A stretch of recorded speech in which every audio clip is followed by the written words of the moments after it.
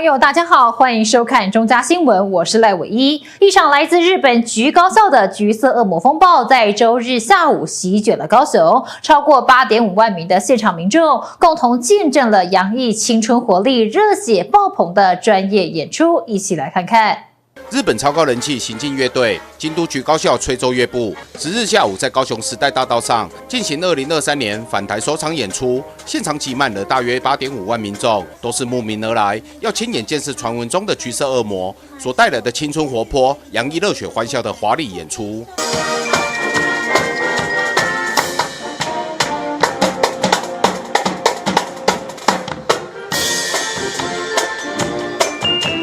这次菊高校来台表演的阵仗更胜往年，总计有98位同学热力演出，现场观众拿着应援手幅，不断爆出如雷掌声和欢呼声。橘色恶魔连续的利落动作，搭配多样化的乐器演奏，更是为场内观众带来视觉听觉的双重享受。而为了呼应高雄民众的热情，橘色恶魔在结尾时更是加码安口曲，充满动感活力的专业演出，也为这场橘色风暴席卷高雄画下令人难忘的完美句点。我觉得他们表演很棒，他们的动作跟表情都很厉害，感觉超帅。高雄市长陈其迈同样也亲自出席现场，观赏橘色恶魔的精彩演出，并感动表示非常谢谢菊高校带来这么活泼热血、专业力爆棚的表演，尤其是灿烂的橘色笑容，更是让人深受感动。希望橘色恶魔能在高雄留下美好回忆，也期盼透过这场音乐表演以及青年学生之间的交流，让台日友情能够更加深化紧密。记者李嘉龙高雄报道。国立故宫博物院跟台南美术馆合作推出千载难逢故宫国宝驻台南展览，特别先开放媒体一睹国宝风采。值得一提的是，故宫借出展品到地方惯例只会展出5件，这次却借展翠玉白菜等多达15件，是规模最大的一次。工作人员小心从装箱的盒子中取出物件，周边更是有好几位警察，因为里面放的可是珍贵的国宝。由台南市美术馆主办，配合故宫的出游计划，将15件人气国宝，包括青翠玉白菜等宝物带来台南做展出。故宫文物出门的要求比较高一点，但是我们透过这样的一个机制，就等于是有点点变相去解释每一个展馆的一个标准的设备，包括它的温湿度环境控制，包括它的安全管理，包括它的策展作业。故宫希望跟所有的国内的博物馆携手合作。由于肉形石与翠玉白菜不能同时出门，台南市长黄伟哲特别手拿控肉宝宝，从巨型锦盒中现身，欢迎故宫国宝来台南做客。为了保护这批珍贵的宝物，南美馆都按照故宫的流程来办理，确保万无一失。因为它需要24小时的戒备，比起我们在保护总统级的这个规模是不相上下。希望很多南部的朋友，不管南台湾的县市，都能够来到我们台南美术馆，能够一睹故宫国宝的国之重宝的风采。除了翠玉白菜，还有开箱青花川连龙纹天球瓶。特展也将展出《清明上河图》的数位动画，让民众感受科技与艺术之美。故宫也借由这次展览来共同庆祝台南400年。记者张怀台南报道。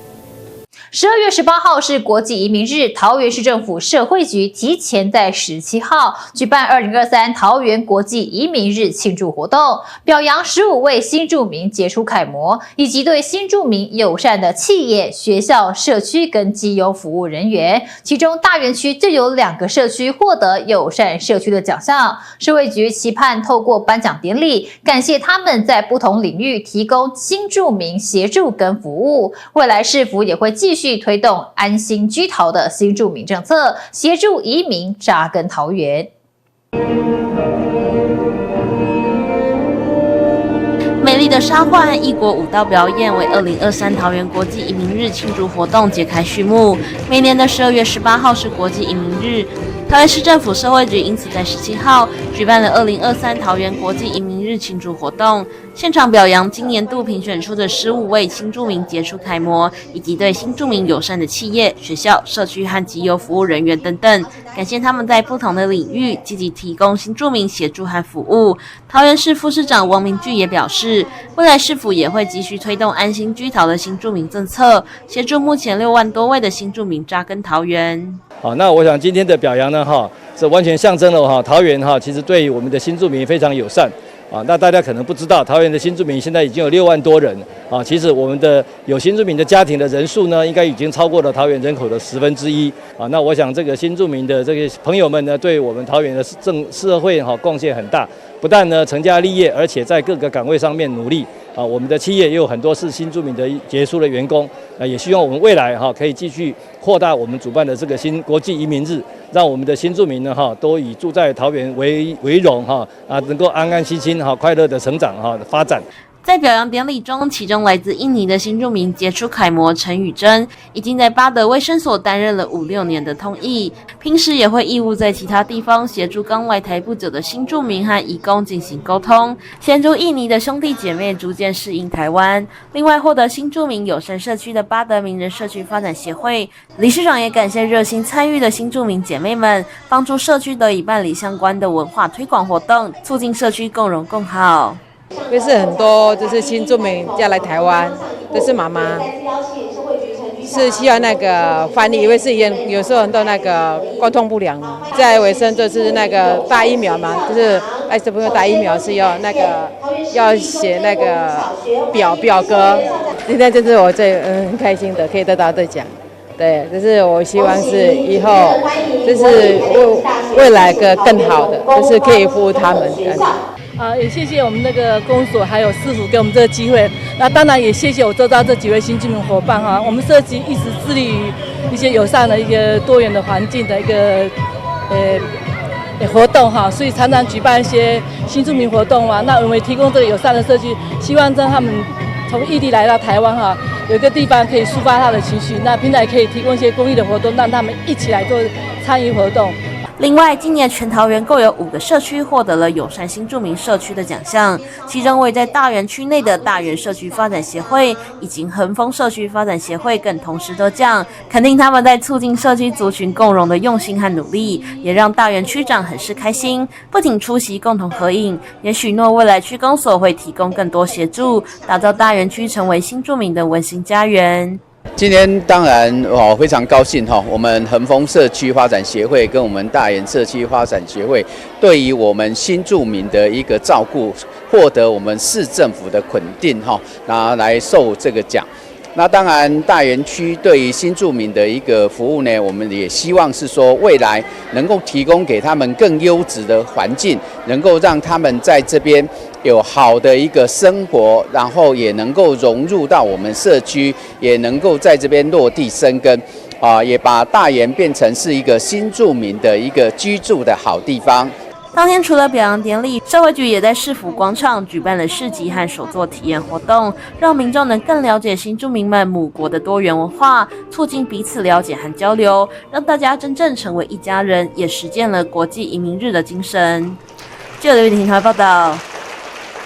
以基隆港桥式起重机为造型的基隆塔16号正式启用，剪彩仪式由基隆市长谢国良以及在市长任内规划的内政部长林右昌、议长童子伟等人同台剪彩，也期盼能够成为基隆未来的新地标，促进观光。3、2、1，剪彩。拿起剪刀一同剪彩，基隆市长谢国良与内政部长林右昌共同主持剪彩，向外界宣布基隆塔正式开幕。谢谢过去这个林前市长把这个基隆塔盖好，那我们来把它完工，然后把它做顺利的招商出去。我觉得远见人文空间加空书未来会是基隆的另外一个新的亮点。只不过基隆未来亮点很多，我们每个月都会推陈出新，有很多新的安排跟推出很多新的地点。为什么要用远见来作为我们的品牌？因为我到那上面一看，那上面的空间其实等一下各位就会看到没有想象那么大。但我们如何能够真正变成亮点，就是要让世界海内外有名的人来到基隆。那来了，他们一定会有一个目的嘛，他们不可能只是纯观光，所以让他们来做新书的发表，然后也让这些名人来认识基隆，所以让世界看见基隆，让基隆也可以看到世界。其实为什么会有这个想法？其实是经过很大胆的一个创意的发想。第二个是经过很缜密的专业的规划跟设计，最后下定决心来全力支持。那这个其实也有中央的一个经费因为这个费用整个3.2城串联计划大概花了7亿多的一个经费，中央补助的非常多。所以当初蔡英文总统来基隆的时候，我特别跟他报告这个案子，也希望中央能够全力支持。那在去年我卸任之前，很开心的带大家一起来开箱，那大家看到这个树梯都觉得非常的惊艳。那经过1年的时间，现在终于能够正式的来启用，我想这个大家期待已久。前后任市长共同期许基隆塔成为观光新地标。基隆塔举行的开幕，一早就吸引民众前来目睹风采。虽然天公不作美，但民众一波接着一波搭乘电梯来到顶楼俯瞰基隆港。漂不漂亮？漂亮！要不要再来一次？好天气再来。对，好天气再来。对。风景很漂亮啊！看到什么？看到这个，还有这个基隆塔，很赞。因为是我父母上礼拜有来过，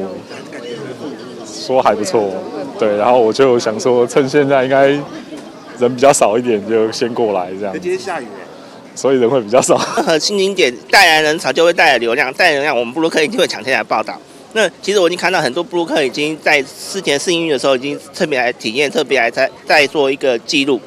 就是可以带动其他就是旁边的一些店家，然后让更多的人可以来到基隆这个地方来玩。基隆塔我觉得起来之后，对我们整个1、2路啊，跟它这附近的商圈都很有帮助，是因为像前半年生意都比较惨，那个这个塔一上来，最近的那个客流量啊、人潮都变得非常的多，所以我觉得这个基隆塔对于附近的这些观光啊都很有帮助。基隆塔4楼空间，文化局打造人文空间，希望成为基隆重要的阅读人文中心。日后将邀请不同领域的知名作家举办阅读讲座，并进一步的和在地的书店和图书馆串联。也是未来这些世界海内外的名人在做新书发表的时候，希望他们也能选择基隆塔。那在这个有高度的地方，让基隆也可以看到这些名人。但是主要是让这些世界上海内外的名人可以看到基隆有一个这么美的地方，而且在一个很有视野的地方去做新书发表。所以我觉得远见这个品牌跟所谓基隆塔这个概念能够这样的结合，我觉得是一个很完美的一个组合。我想它也是一个台湾的新地标，就有点像伦敦眼的概念。我想一个城市如果没有一个好的地标，它就不足以代表一个这个城市建设。我想这个新建设带来的不只是可以串联山海城的一个空间跟感觉以外，还可以带动我们周边的商圈。那未来就是我们有很多书，我们希望都能够在这里发表，然后让基隆人也跟全台湾一样都能同步。尤其这里是基隆的头，我们要让基隆最早接收到人文的熏陶，这也是我们未来希望能够为基隆人做的事情。那你现在看到的这一区呢，都是以科学还有 AI 这一块新书，因为我们天下文化等于是在台湾在财经书、在科学书以及在励志还有社文书、人文社会科学算是领先的品牌，所以我们这里的布展很多都是我们这2-3年最新的新书。结合基隆的文化历史，让在地民众觉得基隆塔富有教育娱乐功能。日前试营运期间，吸引了7万人次前来参观。基隆塔正式开幕，未来势必成为北台湾最新的观光亮点。记者黄少明、陈淑平、黄日升采访报道。新北市政府青年局旗下第8处基地新北青创土城绿创基地12号正式开幕启用。土城绿创基地由民传大学创新育成中心营运，着重于绿能、碳产业、科技服务业以及 ESG 永续发展。第一波招募已经有21组青创团队进驻，第二波招募计划预计在明年的1月开放报名，欢迎近邻碳排、能源转型相关的新创企业申请加入。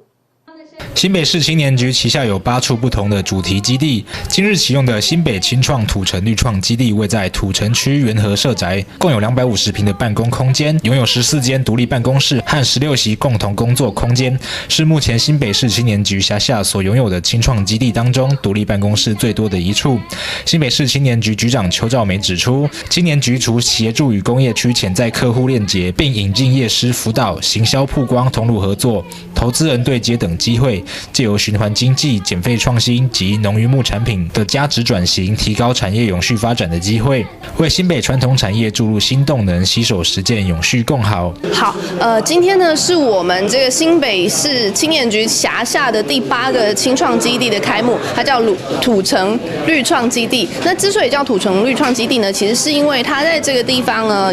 就是土城拥有非常多的中小企业跟传统的土城工业区当中的这个制造业的产业，所以在这边其实我们招募的是一些关于 ESG 碳盘查、净零减碳相关的这种新创。那希望呢他们可以来协助这个土城跟土树山阴地区的传统产业来进行一个净零碳排的转型。那这边呢其实同时也是我们旗下第1座跟 ESG 净零减碳相关的这个基地。那目前来讲，它有14间独立办公室，那并且呢几乎都有对外窗，它是我们目前来讲独立办公室最多的一个青创基地。民传大学校长李选士说，土城绿创基地正好为青创团队们提供一个绝佳的资源平台。民传大学过去在创新育成、创业辅导领域已有深耕20余年的经验与成果，此次与青年局共同打造土城绿创基地，期望结合众多合作伙伴的力量，培养出一批有理想、有能力的青年创业家，成为台湾国际永续发展的重要力量。诚如我讲的，就是说，民传大学呢，长久以来在这个我们有一个育成中心我们的育成中心呢，在全国的育成中心来讲，表现是非常非常棒的那也辅导了非常非常多的厂商。那育成中心很重要的任务就是把学校内部的资源怎么样来帮助这些要创业的这些年轻人这些业者那我们。像我们这次这个空间呢，目前已经有21家的进驻厂商了，虽然才刚开始而已那为什么有这么多家呢？就表示我们学校提供的这个资源跟服务都是受到肯定。新北市青年局表示，邻近土城工业区、树林制造业以及电子产业聚落，因应联合国永续发展目标及永续发展趋势，带动政府要求企业投入 ESG 转型与认证，希望绿创基地能够协助对接更多传统产业及中小企业，导入节能环保、新能源政策，促成新技术创新与服务模式，提升企业竞争力，落实企业永续。记者李根基新北采报道。从日据时期到现今的旧高雄火车站已经有近100年的历史，历经了数次的搬迁，如今配合新高雄车站准备完工启用，今年年底将开始进行修复作业，届时等新车站正式启用后，旧车站也将会重新为旅客服务，成为进入车站的大门。斑驳且看起来有些年代的建筑，这里是许多人旅程的起点。这座已经有80多年历史的地冠车站，虽然经过了数场搬迁，如今依旧耸立在南高雄的核心位置。2021年，旧高雄车站搬迁回家，移到了现在这个位置。80多岁的它已经被列为历史建筑。为了结合新高雄车站的启用，旧车站年底将进行准备修复。第一步就是扎稳脚跟，确保安全性。我们做了一个联合基脚的一个加强保护那将它迁移到定位之后呢，我们在它旧有的基础跟新基础之间呢，装设了一个隔震的一个装置让这个老建筑物呢，它的耐震等级呢，从原来的3级呢提升到7级，确保它在地震的过程呢，能够达到一个完整无缺的一个程度。走进车站的大厅，就宛如进入时光回廊。虽然已经有许多地方破损，但这些痕迹都是承载了近100年的记忆。未来将进行修复，以全新的面貌重新呈现给大家。这个车站我们把它迁移到定位之后呢，我们只做局部的一些修缮作业，包含将它原来我们将它敲除的地坪呢，把它做一个恢复那因为这个本身地冠车站现在是历史建物，所以它后续的一个修复作业呢，要回归到它的所有权人，也就是台铁，那它必须提供一个修复计划，那经由高雄市的文资委员会核定了之后，才能做它后续一个修复的一个作业。等待旧车站修复完毕后，它将会是未来新高雄车站的大门，结合新旧车站的面貌，再次服务来自各地的旅客们。那未来这个地冠车站呢，它回到我们的这个中山博爱的中轴线之后呢，它并不只是一个在这边的一个纪念物一个纪念的建筑物它未来将会跟我们的新车站做一个结合。那民众要进入新车站的时候，可以透过我们这个旧车站的一个出入口，那进入到我们新车站的下城市广场，那形成我们新车站的一个门户。这座从日据时期至今的车站，大厅踏足了无数旅行者的脚印。火车站人来人往，有些人到站，有些人离开。如今旧高雄火车站也将进入下一站。记者苏安君高雄报道。桃园市政府都发局举办2050桃园铁路腾空廊道都市愿景竞图比赛，邀请年轻人展现对未来桃园的想象，并且在日前举行颁奖典礼，希望透过竞图活动，让市民一同关注桃园的城市发展，倾听年轻学子对桃园的愿景，共同打造桃园的城市无限可能。桃园铁路地下化后，腾空廊道未来规划引发关注。桃园市政府都发局举办都市愿景竞图比赛，邀请年轻人展现对未来桃园的想象，吸引全台101组团队参与，并在日前举行颁奖典礼，由张善政市长亲自颁奖，期望借由比赛倾听年轻学子的愿景，并进一步实现改变未来桃园的样貌。我想大家都对现在桃园铁路地下化以后的发展，非常有高的期待。这一条15公里地下化以后空出来廊道，到底会变成桃园未来什么样子？大家都很好奇。我们今天，我们过去几个月做了一个比赛，请全国各个学校的这些设计相关学系来提出他们的创意和构想，今天颁奖给他们。我想今天这些颁奖的这些奖项对象啊，大家可以看到说，其实我们的年轻朋友有无限的想象空间，而且这些想象空间如果贴到我们将来这些腾空出来的铁道路廊以后，其实桃园未来的样貌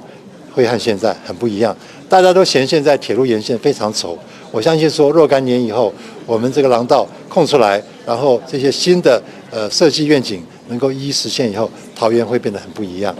这次比赛分空间规划组跟多元媒材创作组。多元媒材创作组首奖由中原大学商业设计系的王香元以作品任意门获奖。他希望2050年的台铁能如同一扇奇幻之门，让旅客感受到桃园的热情跟历史底蕴。我的作品名称是任意门。这份作品的背景设定是在30年后的未来，也因此让这份作品充满了想象空间。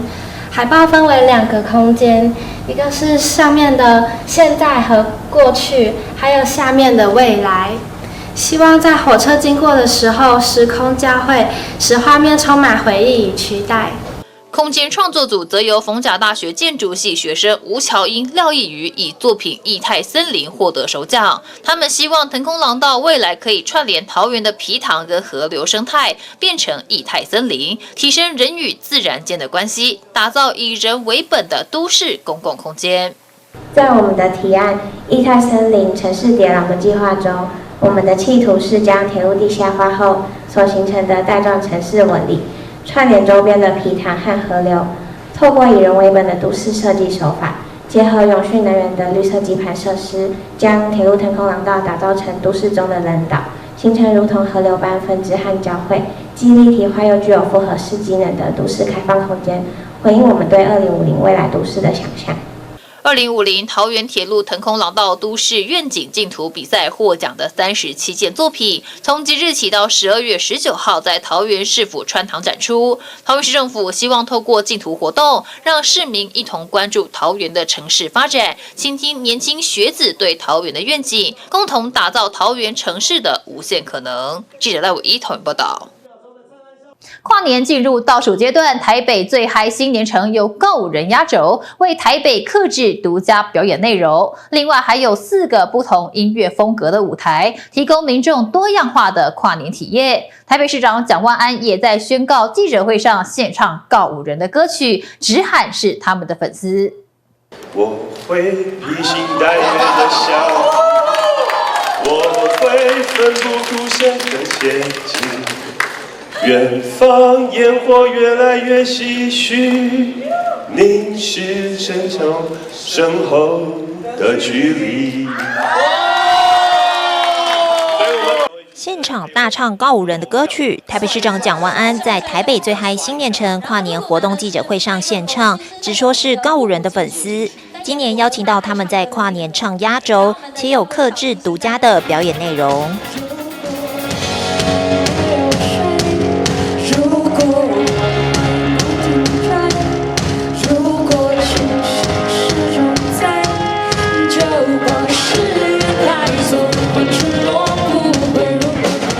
所以这一次的跨年，我们特别把规模再次升级。那当然，看完烟火以后，紧接着我们迎来2024的开始，所以我们特别邀请到告五人，我的偶像，他们前来特别为台北规划、客制了一首打造的表演内容。哦，另外，当然，告五人为什么是偶像？因为我今天早上出门的时候，我太太特别说要跟告五人讲，因为你们成团是在宜兰，哦，我太太是宜兰人，我是宜兰女婿。他听说你们是宜中毕业的，是不是？所以他要说他们非常喜欢这个告五人，我也很喜欢哦。对你们经典歌曲，不管是爱人错过在这座城市遗失了你，披星戴月的想你。就是今年是第5年主持台北跨年，也谢谢台北市政府一直以来的信任。对，那我觉得能够跟台北市民一起度过这个很重要的时刻，对我来说是倍感荣耀的。那今年又特别开心，跟 TVBS 3位微风啦一起主持，我也是你们的粉丝。哦，有真的。因为我们一起来主持，就感觉好像很开心的。2024台北最嗨新年城，微风啦！对，听起来这个寓意蛮好的。加了我下去就是微风鲁拉拉，鲁拉拉耶，有一种欢乐的感觉。这其实算是我们第一次可以跟交响乐团，没错，对，所以我们自己也很期待，因为我们平常都是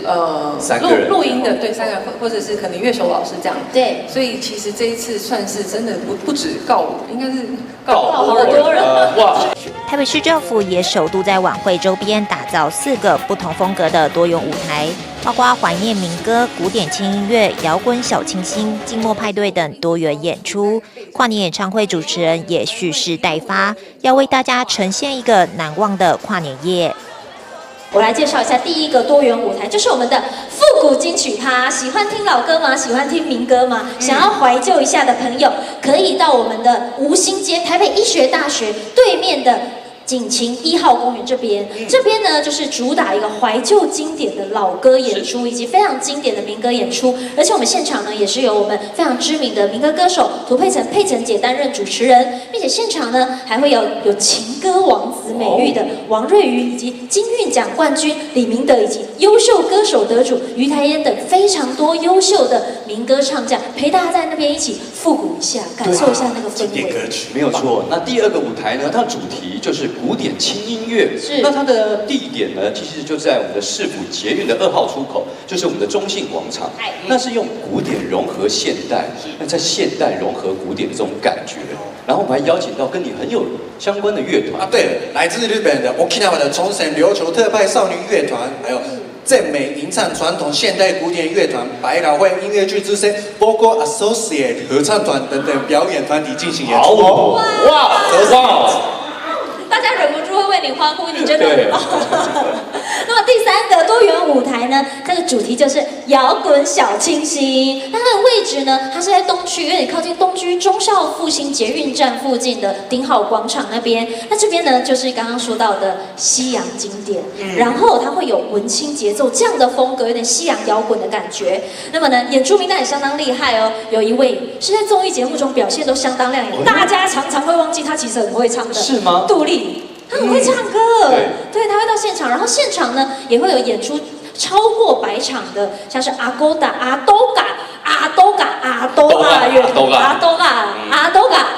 乐团，还有 Tony 等非常多位来自海外的知名乐手会在现场给东区带来不一样百变的感觉。是的，第4个多元舞台主题为台北静默派对。刚刚那个市长有提到，就是位置在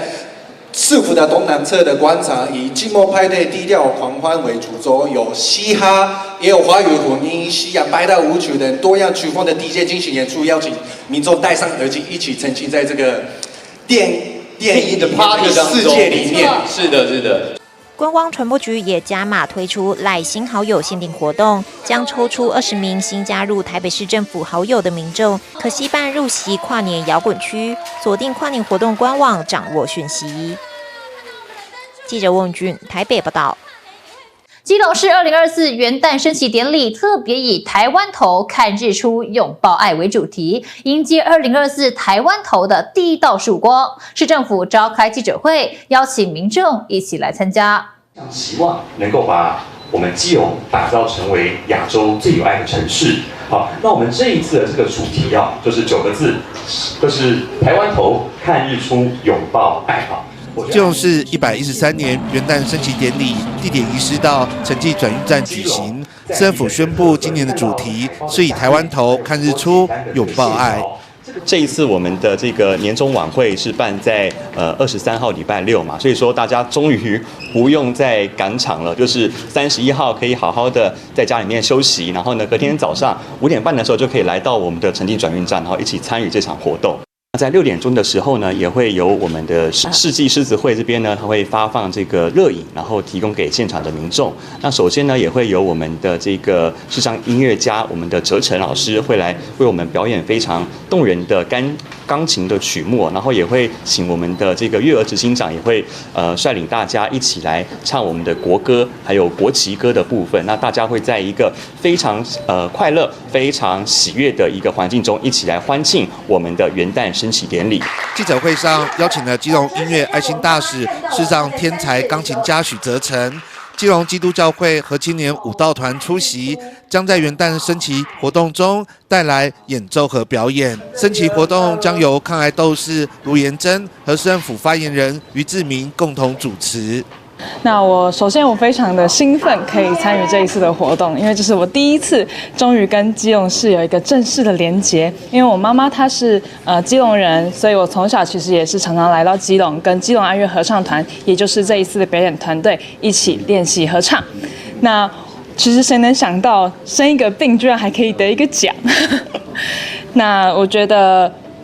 生命自会找到出路，上帝为你关了一扇门，但他真的会为你开一扇窗。所以我很希望大家可以跟我一起拥抱生命，拥抱爱。今年是在台湾头拥抱爱哈，看日出拥抱爱啊。那因为爱才是最核心我们活着的理由跟意义，所以我们希望展现出在生活当中已经去实践爱的这些团体跟个人，他从个人的生命的奋斗，所以有抗癌斗士怎么样面对疾病，怎么样勇敢的往前生活。那也有我们的城市视障音乐家哈，我们哲成，那他更是用音乐来展现生命的力量。那当然爱乐合唱团哈，还有我们重信教会，还有005团，都展现了他们在社会公益面的实践。那我们就希望把这些美好的公益的活动的领袖们，能够一起在我们2024年的元旦的时候，一起让社会大众一起来思考，我们可以怎么样去思考爱的议题，展现爱的行动。这是我们这一次在基隆肩并肩，然后一起拥抱爱最核心的精神。元旦升旗典礼首次移师到基隆城际转运站广场举行，活动从清晨5点30分开放民众入场，并在6点举办升旗活动。市政府将规划神秘的小礼物送给现场参加升旗的民众。记者黄少明基隆报道。高雄九如路桥拆除作业已经进入最后阶段，但最近传出施工单位半夜施工，吵到周边里民睡不着，暴打申诉管道的电话。原来是因为为了配合早上轻轨运行，安全考量下，只能等到晚上才能施工。城市有着重大建设，难免会有过渡期，里民都能理解，但是影响到了睡眠，难免有火气。只希望赶紧施工完毕，回归宁静。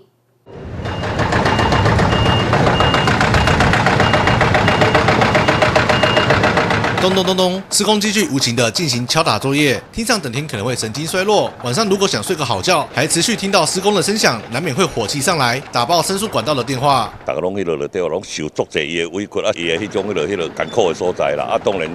包括你这个电话嘛去用打爆了啦。九如路桥拆除作业已经进入最后阶段，但是最近有里民反映，施工单位半夜施工，吵得让人无法休息。做暗时来吊这个桥梁的时阵爱搁拍。所以造成足侪困扰了，对吧？所以民众挡袂掉啊，因为你安尼暗时安尼弄迄，实在是足伤害，你敢知啊？因为白天人爱去上班啊，你像囡仔弄到囡仔困袂去啦，大人啊淡仔骗囡仔安尼啦，囡仔去淡仔咧嚎安尼啦。我听了我实在是心啊足疼啦。原来是因为早上时段轻轨还在运行中，安全考量上，现场无法进行施工，想拆除轻轨上方的桥梁与构台，需要半夜加紧作业，实属无奈。因为你调轻轨迄站啊，因为施工单位伊是甲我讲爱暗时啊调啦，因为这是轻轨要行要走嘛，安尼咱民众要坐轻轨唔方便啦。但是希望咱的施工单位，咱求这边咱个监督好势，咱是要到你好心的啦。慢去弄啊啦，好，你会当把这个伤害降上低，安尼好，安尼互阮的民众安尼大的品质嘛较好。路桥的拆除作业多少都会影响到周边住户的生活品质，间接也会影响到店家的生意。居民表示尽量配合施工需要，只是希望可以尽快回归平静。因为是短暂性的，我们也只能说尽量配合啦，让他能早日把它拆完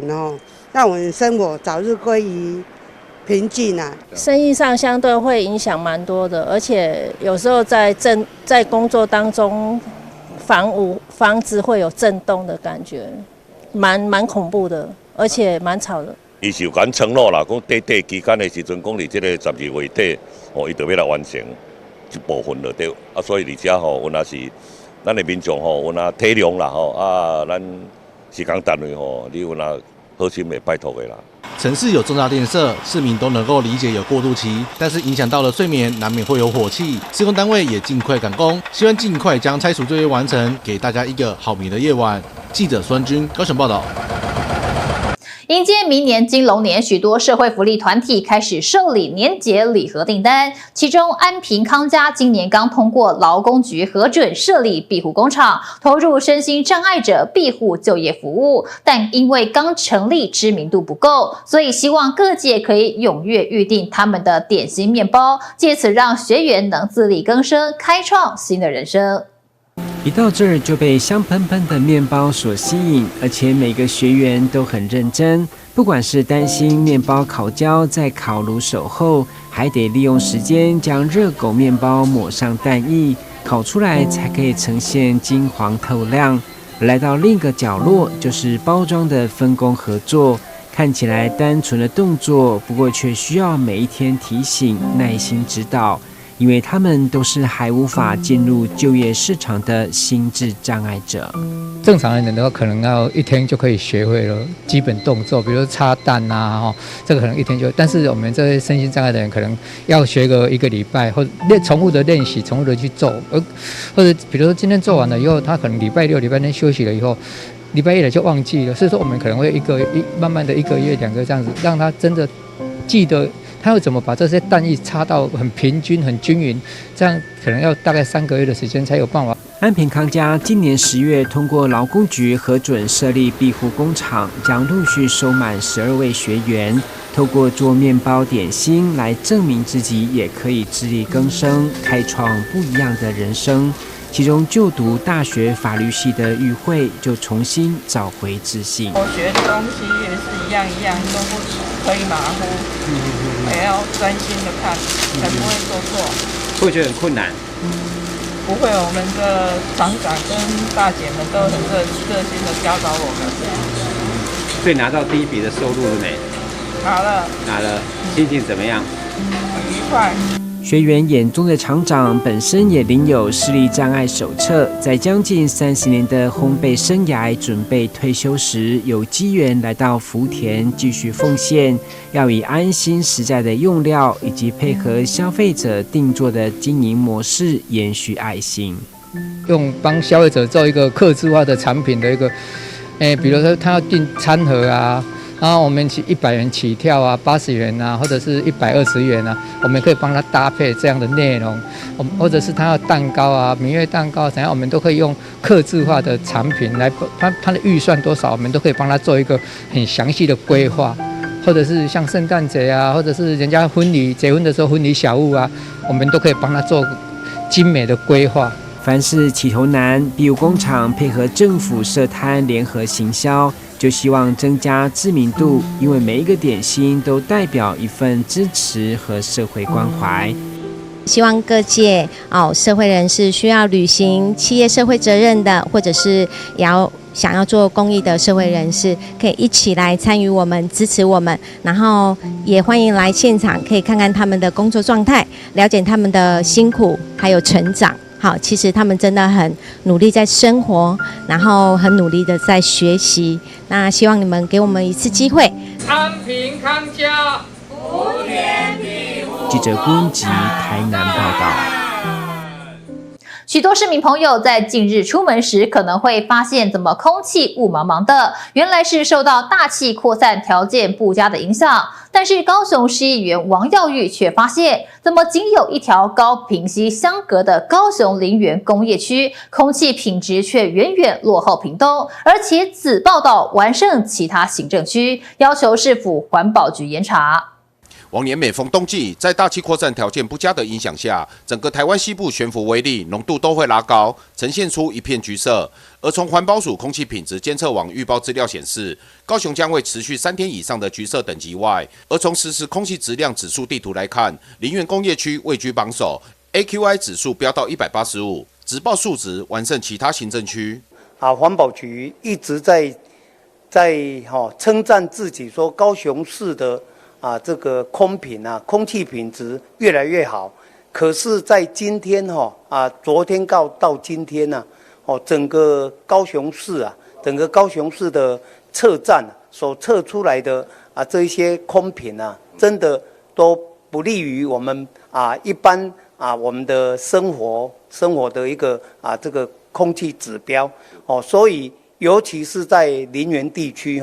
林园市指报是185的一个它的一个指数。那在这个185就是这个指报的指数，表示我们的空气品质真的非常恶劣非常糟糕。看着指报的数字，林园当地议员王耀玉表示，高雄屏东仅相隔一条高屏溪，两地空污情况却大相径庭。此时又正值年终岁末、工厂岁修保养之际，依照常理，林园工业区不应该出现如此离谱的数值，将会要求市府环保局严格稽查。因为同样是高雄市，那高雄市的测站，其他测站是橘色，那为什么唯独林园是185的紫色？这个非常一个危机造成我们的民众总不能说限制他不要出门老百姓的一个生命安全这个居住的安全公平正义，所以一定要彻查，把这一些污染物或者是危害我们空品的这一些因素把它找出来，除了有一些移动污染源，还有一些固定污染源，这一些都要加强查缉。王耀玉进一步指出，林园区石化工业工厂林立，空污已经造成周边环境的急剧恶化，当地居民更是饱尝致癌风险。除了将持续要求市府对工业区的污染罚锾，专管专用在林园居民的健康照顾上，也会持续紧盯工业区的污染状况，守护当地民众的生活品质。记者李佳龙高雄报道。新北市松年大学日前在市府多功能集会堂举办成果展，由松大副校长、新北市副市长跟社会局长，还有板桥3名社区才舞班的长辈们一起敲打鼓揭开序幕。参加的26个分校的长辈，充分展现引领风骚、璀璨松大的精神。截至112年11月底，新北市年满65岁长辈已经超过72万人，占全市人口将近18%。副市长刘维兰表示，以前是人生70古来稀，现在是人生70才开始，因此老来要有老友，培养老去。松年大学正是让长辈交友、培养琴棋书画、做动健康的好地方。从台北县时代的几十班，到目前开办959班，有3万多个学员，正好说明长辈学到老不服老的精神。你提来要让自己开始有一个很轻松自在、能够自在的一个退休生活，所以你的琴棋书画不一定要跟人讲我要提出去比赛，免你家己要画一下图，写一下字，是你拍一下鼓，唱一下歌，不管哪一个，你要让自己有一个调剂的方式。所以市长一直交代，我们的松年大学长青学院等等，跟这个长辈有关的，我们要尽量开设，让我们的长辈拿家己厝，米甲厝边叫也开讲了，我都告一个固定的地点，很多地方的朋友当街来，因为到了长辈有一个伴。这个伴愈多，你也感觉你也愈健康。双溪分校40吟唱班由前乡长简华祥带领，当地的雕山银社有近100年历史，特殊的唱腔流传，因此有北雕山、南鹿港的雅号。目前带领的3位老师之一的郑素玉已经高龄90，学员中最年长的蔡莲牡丹更有92岁，但2人吟唱起双溪之美，仍然是余音绕梁。汇集发情音，相对第一，岁月情。现在都市里面找人要学习这个诗词的实在是太少了。只有在一些比较偏远的乡镇里面，还保存着这些古老的传统文化。双溪就是一个很明显的例子，现在在新北市里面，可以说是双溪是诗人的故乡，而且我们的雕山调跟鹿港的这个彰化的鹿港调，我们这边是一个北雕山南鹿港，这两个唱腔在全台湾里面是最出名的，所以说我们就尽量来跟他把它推广传扬出去，这个。因为乡下地方人数比较少了，所以希望说如果有兴趣的，包括都会里面的人，也可以来跟我们共同来研究学习。头脑拢真清楚了，有当时唱歌来讲，训练我那个训练丹田啦，都。